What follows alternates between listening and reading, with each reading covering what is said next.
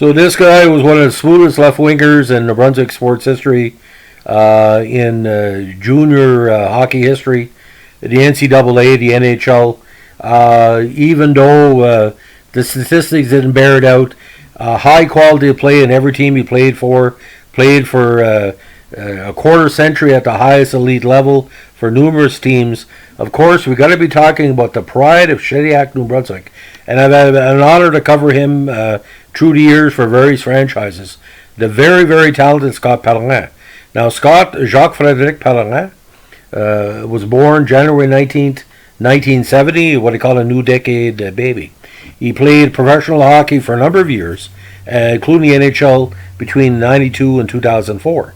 Now, he was born in Shediac, New Brunswick, but he came to major prominence after playing with the Moncton Flyers of the NBAHA, where he had 99 points in 45 games in 1986. He decided to graduate to the Notre Dame Hounds of the MSMHL, 130 points in his first season, and a big 86 points in 57 games in 88. Now, this drew a lot of attention because in the Pellerin Junior year, his midget AAA hockey team took second place at the 87 Air Canada Cup. Now, he playing under Coach Barry McKenzie. His high school hockey teammates, including other future NHLers, Rod Brandamore, Jeff Batter, Jason Herder, and Joby Messier. In 88, Pellerin's senior year, he played for the Hounds Junior AA team during its first season in the Saskatchewan Junior Hockey League. That year, the Hounds won the Centennial Cup, which was a national Junior AA championship, behind goalie Curtis Joseph. Now, Pellerin's great totals drew a lot of interest by the NHL, and the New Jersey Devils decided to take a top 50 selection with him in the 89 NHL entry draft at number 47. Now, he eventually decided to play for the University of Maine, which was a good fit for him because of his University of Maine's closeness to the New Brunswick, border. Now, he became one of the best NCAA players of the late 80s, early 90s in the U.S., and it won the Hobey Baker Award for the best college player in America in 92 while skating for the Black Bears. Now, that 92 campaign, he had 57 points in 37 games and eventually played that year minor pro for the first time for the Utica Devils. Now, for his early years, he split time between the Devils and the Utica Devils and then the Albany River Rats. Now, he eventually signed with the St. Louis Blues in 96, where he got more ice time.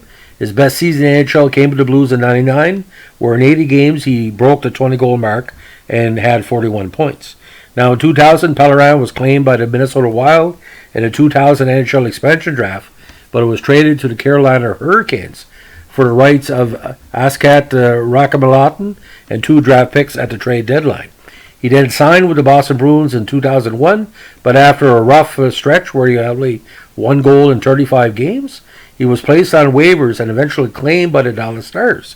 In 2003, he was traded to the Phoenix Coyotes for Claude Lemieux and a prospect.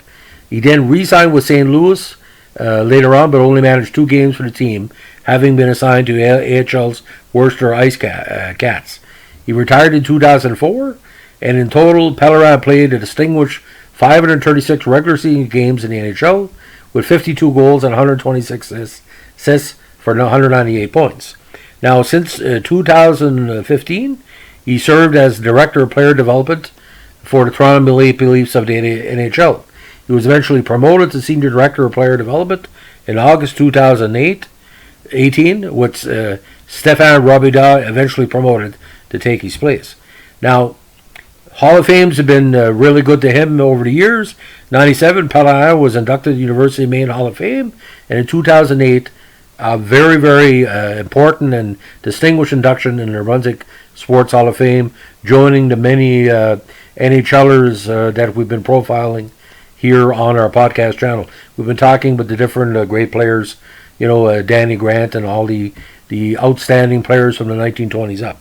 Now, awards and honors: All Hockey East Rookie Team in 89, All Hockey East First Team in 92, AHCA East First Team All-American 92, Hockey East All-Tournament Team 92, Hobey Baker Award winner 92, and of course Calder Cup champion 94-95 with the River Rats. Now in 2 consecutive seasons, put up some really nice numbers with the River Rats.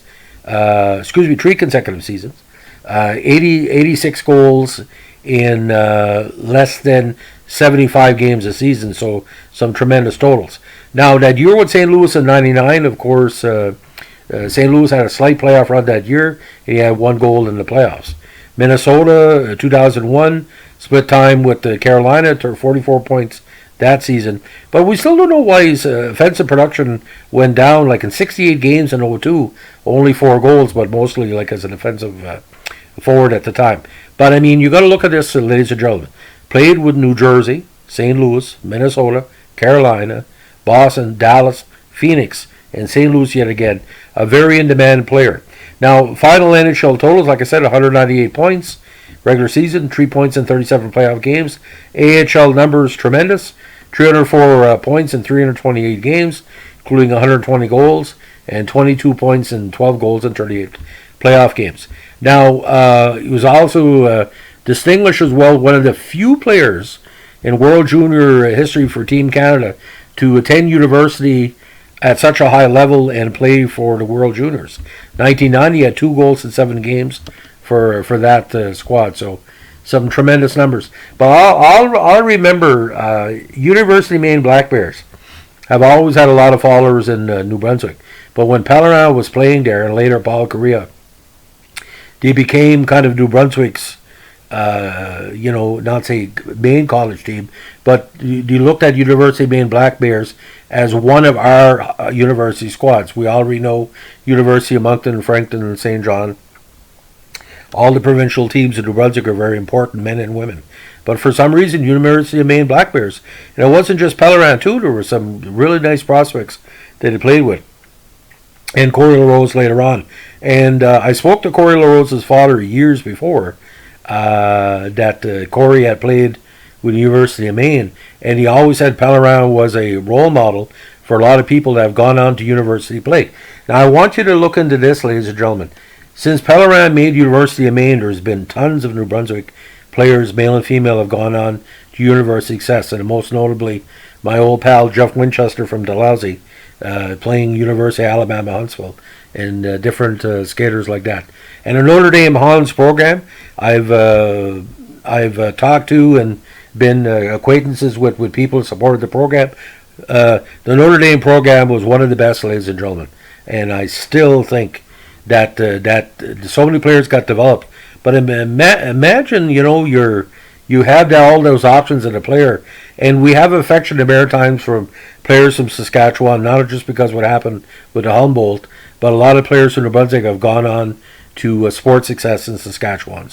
And Scott did that, and I know I don't think Scott has ever bought a pop or a beer in Shediac. Anytime somebody sees him down there, he visits every once in a while, and I don't think he's paying for any refreshments. If you see Scott Pellerin at Montana's, I don't think he's paying for anything because, again, he's one of the cornerstones of provincial hockey history, and the statistics and success are there. So, thanks for listening, ladies and gentlemen. This is going to be one of our last on our New Brunswick NHL players in history. And just like Scott Pellerin's induction, check out the New Brunswick Sports Hall of Fame to see the many great hockey players and other athletes are inducted. And their location in Frankton has a lot of memories they still want to share. Even with COVID, it's been limited, but please check them out and support all local halls of fame, as we like to say. Have a good day. Bye.